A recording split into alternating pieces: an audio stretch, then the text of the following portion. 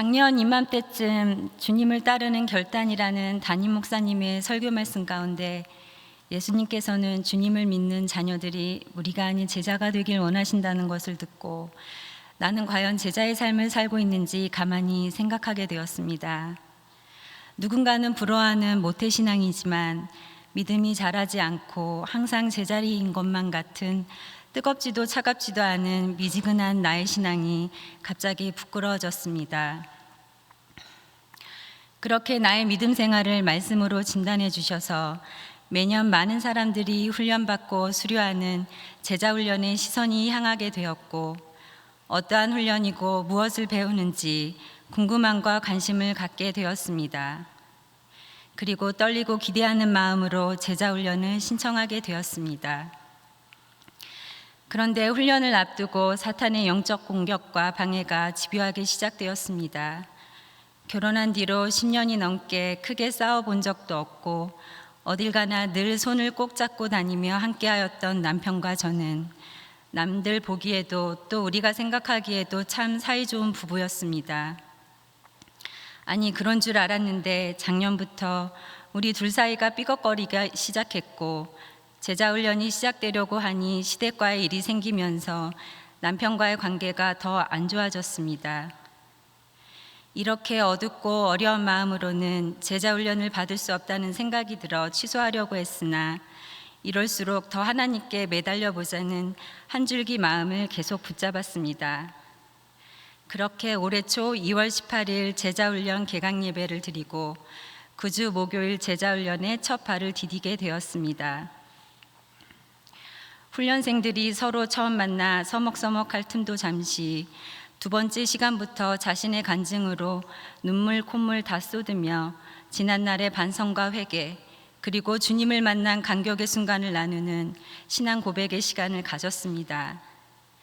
앞서 훈련받은 선배 훈련생들의 조언처럼 훈련은 만만치가 않았으며 누군가는 거룩한 부담감이라 하는 매주 해야 되는 과제들 즉 매일 성경 읽기와 기도, 큐티, 암송, 교재 예습, 설교 요약, 독서 과제, 생활 과제 등 모든 것이 도전이자 나 자신과의 싸움이었습니다.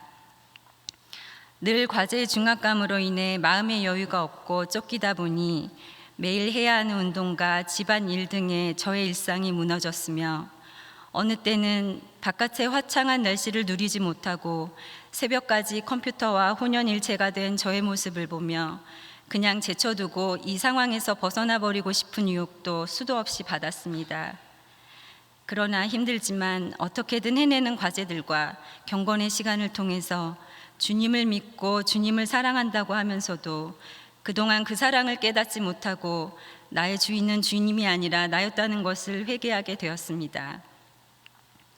주님을 믿으나 세상 사람들과 다를 것 없이 생각하고 행동하였고 그렇게 살아온 나의 모습과 모태신앙이라고 하면서도 그동안 쌓아놓은 삶의 은혜가 없어도 너무 없는 모습을 마주하며 너무 부끄러워 이 또한 회개하게 되었습니다.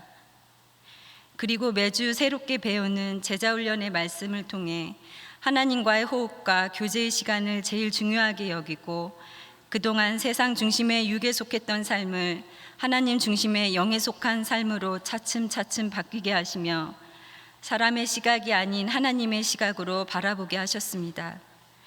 또한 아무 생각 없이 눈으로 읽기만 했던 성경 말씀을 한 글자 한 글자 집중하여 말씀 속에 하나님의 참 뜻과 진리를 깨닫게 하셨습니다. 이 모든 것이 우리의 삶을 선하심과 바른 길로 인도하시는 하나님의 마음을 느끼는 소중하고 값진 시간이었습니다. 가장 큰 은혜를 부어주신 것은 가족과의 관계 회복입니다.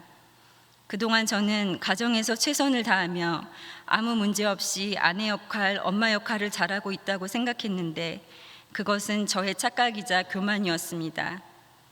그동안 남편과 다투지 않고 잘 지낼 수 있었던 것은 저의 노력이 아닌 남편의 노력임을 깨닫게 해주셨습니다.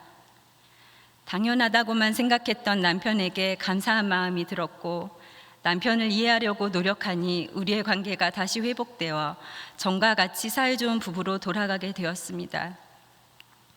과제하느라 집안일이 밀려 있으면 회사에 다녀와서 본인도 피곤할 텐데 대신 집안일도 맡아 해준 남편이 참 고마웠습니다. 딸과의 관계에 있어서도 지적하기보다 사춘기 질풍노도의 시기를 이해하며 긍휼한 마음을 갖게 하시니 딸도 조금 변한 엄마에게 전보다는 부드러운 모습을 많이 보여주었습니다.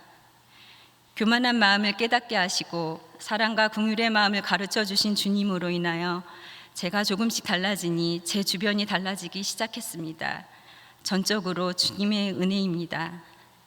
훈련받는 9개월 동안 함께 고생한 사랑하는 우리 모교 제자반 동기들이 있었기에 외롭지 않고 같이 걸어갈 수 있었고 저의 말에 귀 기울여주고 함께 울고 웃어주는 동기들이 참 감사했습니다.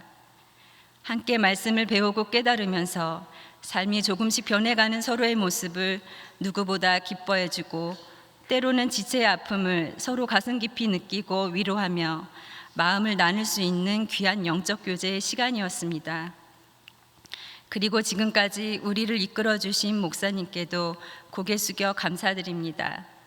매 시간 마음과 열정을 품고 준비하신 말씀 하나라도 더 우리에게 전달해 주시고자 애써 주시고 세월로 인한 우리의 연약함을 이해해 주시며 우리의 속도에 맞춰 주심도 정말 감사했습니다.